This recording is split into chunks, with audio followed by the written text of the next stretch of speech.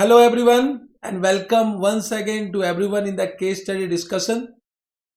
Right now we will be taking case study number 16. Can we start? Yes sir. So let us read the case study.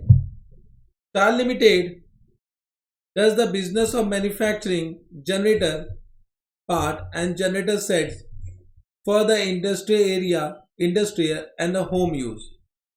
Okay sir. They report their financial statement under IFRS. So of course read IFRS as Ind AS. Okay. So you need to read this as Ind AS. While in the process of closing the books for the year ended 31st March 2021, CFO of the company identified a few transactions and asked for your assistance to show proper treatment. Yes sir. On 1st December 2020, Star Limited as a part of its expansion plan opened a new plant for manufacturing genset parts in the area designated by the government as an economic development area. So they are doing some expansion plan. On that day, means on 1st December 2020, the government provided Star Limited with a grant of 60 lakh to assist in the development of the factory. So they received some government grant, means Ind AS 20 will be applicable. Ind AS 20 will be applicable. The grant was provided in three parts. Rupees 12 lakh of the grant was payment by the government as an inducement to Star Limited to begin developing the factory. No condition were attached to this part of the grant because it is unconditional grant. Therefore, entire grant should be credited to profit and loss account as and when the grant is received or receivable. So this will be transferred to PL immediately. Correct. Rupees 30 lakh of the grant related to the construction of factory at a cost of 120 lakh. The land was leased, so the whole of 120 lakh is depreciable over the estimated 40-year useful life of the factory.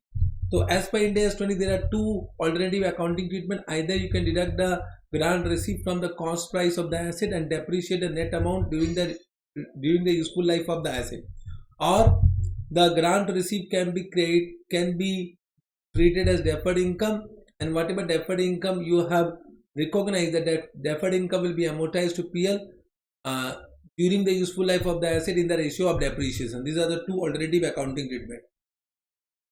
The remaining 18 lakh was received subject to keeping at least 200 employees working at the factory for a period of at least 5 years. If the number dropped below 200 at any time in the financial year in this 5 period, then 20% of grant is repayable in that year.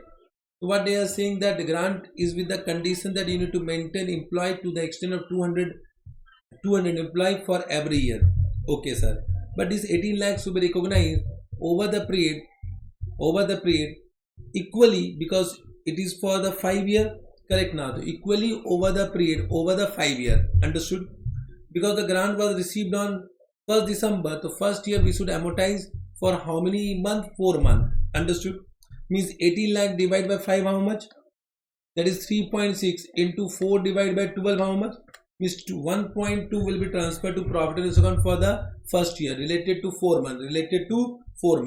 So as per Ind AS 20, whenever grant is received related to income, then grant will be recognized as a deferred income and it will be amortized on systematic basis over the period necessary to manage the related expenses which they are intended to compensate.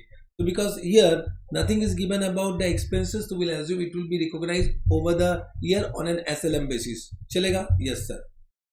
From 1st December 2020, workers were employed at a factory, means the condition for the first year was satisfied. An estimate are that this number is unlikely to fall below 200 over the relevant 5-year period, means they will be able to fulfill the condition, and therefore grant of 80 lakh should be recognized. In the first year we recognize how much grant to the profit and loss account? 1.2 lakh. Further, on 1st Jain 2001, Star Limited acquired 30% of the shares of Tara Limited. The investment was accounted for as an associate in Star Limited consolidated financial statement. Means will apply Ind AS 20 at equity method.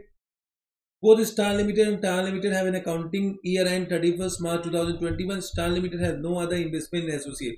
Net profit for the year in Tara income statement for the year ended 31st March 2021 was 0.46 lakh. This is the profit for the year. Profit for the year for Tara Limited. It declared and paid a dividend of 0.2 lakh on 1st March 2021. No other dividend were paid in the year. So out of this, of course, 30% will received by what? Investor, means which company? Star Limited. Got this point? Now let us come to multiple choice question. Can we read one by one? First, what will be the treatment for the grant of 30 lakh related to the construction of factory at a cost of 120 lakh? Let us see the option. Rupees 30 lakh grant in respect of plant and equipment should be recognized immediately. This is not correct. Deduct the grant received from the cost of the asset and depreciate the net carrying amount over its useful economic life. This is correct. Show the grant as a deferred credit and leave the initial carrying value of property at 120 lakh. Therefore, the deferred credit will be released to the income statement at the end of 40 years. This is not correct. Means, of course, it can be treated as deferred income, but deferred income will be amortized to profit and loss account over the useful life in the ratio of depreciation. So, this is not correct. Discount the grant and release after 40 years. This is also not correct. So, option number B is only correct. Got this point? So, out of two, one option has been given. So, we'll choose the best option. What would be the treatment of grant of 12 lakh received from the government as an inducement of Star Limited to begin the developing the factory? So of course, this should be transferred to profit and loss account immediately because it was unconditional.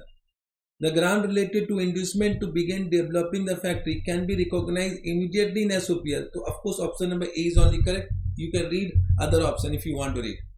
Chalega. What will be the treatment of grant of 18 lakh which were received with the condition to keep at least 200 employees working at the factory? So I have already calculated 1.2 lakhs to be transferred for the first year. So rupees 1.2 lakh will be recognized in the income statement for the current period ending 31st March 2021. This is only correct. Option number A is correct. If you want to read the balance one. Changes to deferred tax arising from business combination impact goodwill. Of course, it will impact goodwill. So option number C is correct. Got this point? What amount will be shown as an inflow in respect of earning from associate in the statement of cash flow? So can you say whatever received as dividend will be considered as inflow in case of cash flow statement, and it will be classified as investing activities. So what is the amount of dividend paid? So 0.2 into what? 30%. This will be received. So 0.06 will be answer. 0.06. So option number C is correct. Got this point? Very simple. Yes, sir. Can we read the answer? So one, option number B is correct. This only we have to deduct the grant received from the cost of the asset. 2, option number A is correct. This only we have done. 3, option number A is correct. This only we have done. 4, option number C. 5, option number C. All are correct. Got this? Simple. Okay. Okay.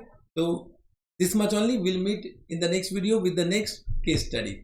Chalega, till then, bye bye. All the best.